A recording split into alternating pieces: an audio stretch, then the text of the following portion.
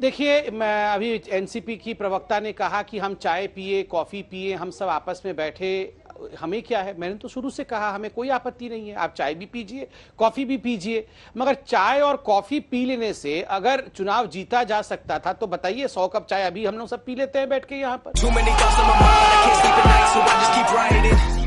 ये लालू जी की party RJD क्या चाहती है कि बहुत डेवलपमेंट हो जाए, एकदम चमचमाती सड़क बन जाए। नहीं नहीं नहीं नहीं, ये चाहते हैं कैसे भी हमारे 2 बालक हैं ये सेटल हो जाएं।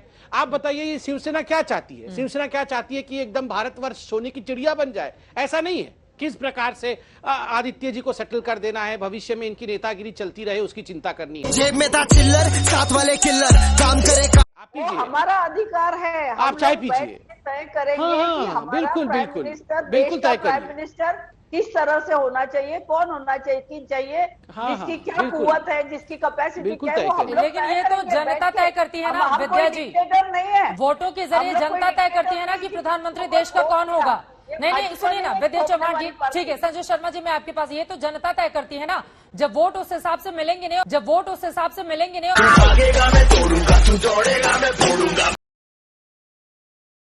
देखिए, मैंने सबके बातों को बड़े ध्यान से सुना, अब मैं एक एक करके जवाब देता हूं। पहले तो मैं विनम्रता के साथ कहूंगा, पीएम की कुर्सी होती है, पीएम की चटाई या बेंच नहीं होता है।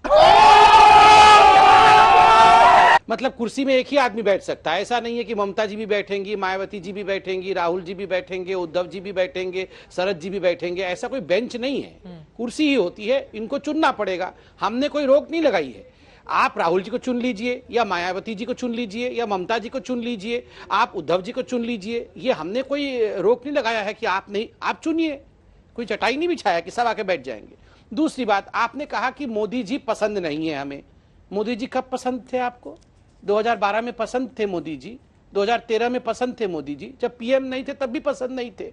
जब पीएम बन गए, आपके पसंद या नापसंद से नहीं होता है, विद ऑल ड्यू रिस्पेक्ट, जनता की पसंद और नापसंद का विषय है। अब मैं बताता हूं जनता मोदी जी को क्यों पसंद करती है। देखिए, ये जो आप लोगों की पॉलिटिकल पार्टीज है ना, जो ये थर्ड फ्रंट बनना चाहती है, वो लोग क्या चाहते हैं?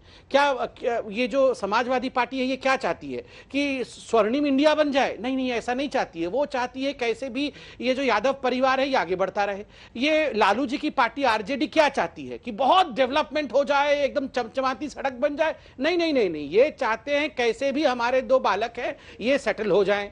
आप बताइए ये शिवसेना क्या चाहती है? शिवसेना क्या चाहती है कि एकदम भारतवर्ष सोने की चिड़िया बन जाए? ऐसा नहीं है। किस प्रकार से आदित्य जी को सेटल कर देना है, भविष्य में इनकी नेतागिरी चलती रहे उसकी चिंता करनी है। जेब में था चिल्लर, साथ वाले किल्लर, काम करे ये देखिए, अभी पात्रा जी बोल रहे थे कि मैं इसके ऊपर नहीं बोलूंगा, उसके ऊपर नहीं बोलूंगा, ऐसे ही बोलते हैं, लेकिन सभी मुद्दों पे बोलते हैं, तो बोलना भी चाहिए, ऐसा कुछ नहीं है। मुझे उन्होंने जो पहली बार बोला था कि भाई कांग्रेस के यहाँ चाय पीने को जाना है, फिर बोले अखिलेश सिंह का चाय पिया, साइकिल पे बैठे, ये देखिए ये पॉलिटिकल कमेंट्स है ना, ये बहुत घटिया कमेंट्स है।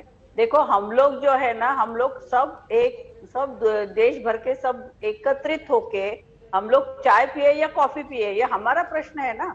लेकिन हमको ये है कि हम सब लोग एक साथ आके भाजपा को टक्कर देने का प्रयास कर रहे हैं और करते रहेंगे।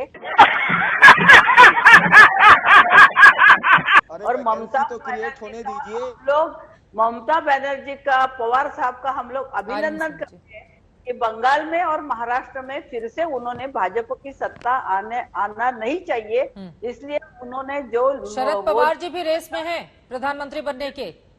देखिए, पवार साहब ने ये खुद ही क्लियर कर दिया है कि मेरी पार्टी की इतनी सीट्स आती नहीं, लेकिन एक बताती हूँ कि पवार साहब का जो एक्सपीरियंस है राजनीति का और उनका जो अनुभव है, उनका जो कद का नेता है, वो आज उसकी देश के लिए जरूरत है।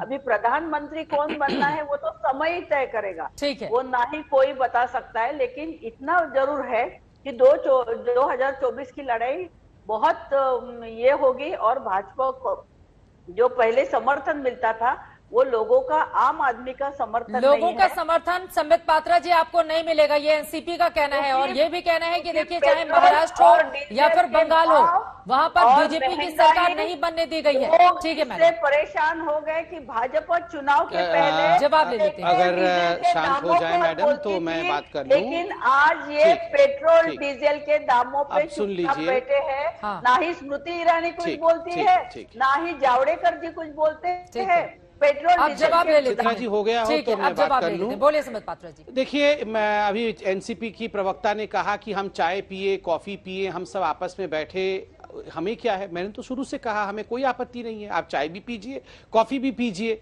मगर चाय और कॉफी पी लेने से अगर चुनाव जीता जा सकता था तो बताइए, 100 कप चाय अभी हम लोग सब पी लेते हैं बैठ के यहाँ पर। ये चाय और कॉफी से चुनाव नहीं जीता जाता है। ईवीएम मशीन मैडम, आप बीच में मत बोलिए। मैडम, विद्या जी, एक बार उनकी ये बात हो टीवी जाए। डिबेट में ना, ऐसे टीवी डिबेट में बीच में नहीं चिल्लाना होता है, थोड़ा रखना, मतलब कर्टिसी के साथ, थोड़ा धैर्य के साथ काम करना होता है। देखिए चित्रा जी, मैं बोल रहा हूँ चाय पीजिए, कॉफी पीजिए, आपस में मिलिए, आप लोग सब बैठिए, हमें कोई आपत्ति नहीं है, हम क्यों, कौन है आपत्ति करने वाले। मगर चाय कॉफी पीने से चुनाव नहीं जीता जाता है। आप याद करिए कर्नाटक में 2018 में जब इससे पहले सिद्धरामैया जी मुख्यमंत्री बने थे तो ये, और कुमार स्वामी जी बने थे, उनका एक गठबंधन की सरकार बनी थी, तो ये सारे लोग हाथ पकड़ करके 18 नेता खड़े थे एक साथ। आप याद करिए बंगाल के अंदर कलकत्ता में लेफ्ट भी खड़ी थी, कांग्रेस भी खड़ी थी, मायावती जी भी खड़ी थी, ममता जी भी खड़ी थी, सारे लोग 19 के चुनाव से पहले भी हाथ पकड़ करके खड़े थे।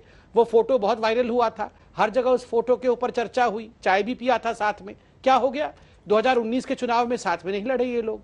देखिए उत्तर प्रदेश में अभी चुनाव आने वाला है, अखिलेश जी, मायावती जी, राहुल जी लड़ ले साथ में, हमने रोका है इनको। क्यों नहीं लड़ रहे हैं साथ में? क्योंकि ये साथ में लड़ने की जो एक्सपेरिमेंट है इनका पूरा हो चुका है। ये साथ में लड़े थे। कांग्रेस पार्टी किसके साथ नहीं लड़ी है?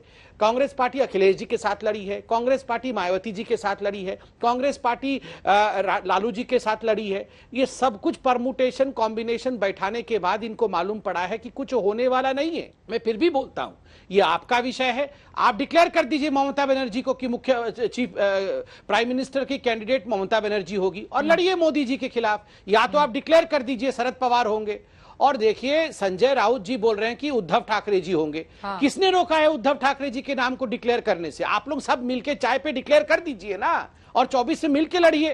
ये आप आपस में फ्रस्ट्रेटेड हैं और सारा गुस्सा हम पे निकालेंगे, ये कैसे चलेगा? इतनी जल्दबाजी क्यों है आपको? ये हमें कुछ नहीं पड़ा है, आपको क्यों जल्दबाजी? हमें कुछ नहीं पड़ा है। आप तो मोदी को अच्छा। बदल नहीं सकते, मोदी जी को आप बदलेंगे नहीं, मोदी जी वही रहेंगे। तो आप बदलिए, आप जो करना है करिए। अरे भैया मैडम, आप लोग लड़िए, नहीं लड़िए, चाय पीजिए, कॉफी पीजिए, हमें कोई आपत्ति नहीं है, आप पीजिए, हमारा अधिकार है। आप चाय पीजिए, तय करेंगे हाँ, कि हाँ, हमारा बिल्कुल, प्राइम बिल्कुल, मिनिस्टर, बिल्कुल देश का तय प्राइम करिए। मिनिस्टर किस तरह से होना चाहिए, कौन होना चाहिए, हाँ, जिसकी हाँ, क्या बिल्कुल। कुव्वत है, जिसकी कैपेसिटी बिल्कुल क्या है, तय वो हम करिए। लोग लेकिन तय ये तो करेंगे जनता बैठ के। तय करती है ना, हम कोई विद्या जी। डिक्टेटर नहीं है। वोटों के जरिए हम लोग जनता कोई तय करती डिक्टेटर है ना कि नहीं है। प्रधानमंत्री देश का कौन होगा। नहीं नहीं, सुनिए ना विद्या चौहान जी, वाली ठीक है, संजय शर्मा जी मैं आपके पास, ये तो जनता तय करती है ना, जब वोट उस हिसाब से मिलेंगे नहीं, और यहाँ पर मैं देख रही थी 2019 के लोकसभा चुनाव में तेलंगाना के सीएम केसीआर की ओर से इसी तरह का बयान आया। 2018 में ममता बनर्जी जब दिल्ली आई थी तो उन्होंने इसी तरह से नेताओं के साथ लंबी चौड़ी मुलाकात की थी और मोदी के खिलाफ मोर्चा बनाने की वकालत की थी। 2014 में मुलायम सिंह ने तीसरे मोर्चे की वकालत की। 9 में पूर्व पीएम एचडी देवगौड़ा ने। तो इस तरह की लंबी फहरिस्त रही है नेताओं की, लेकिन हुआ क्या?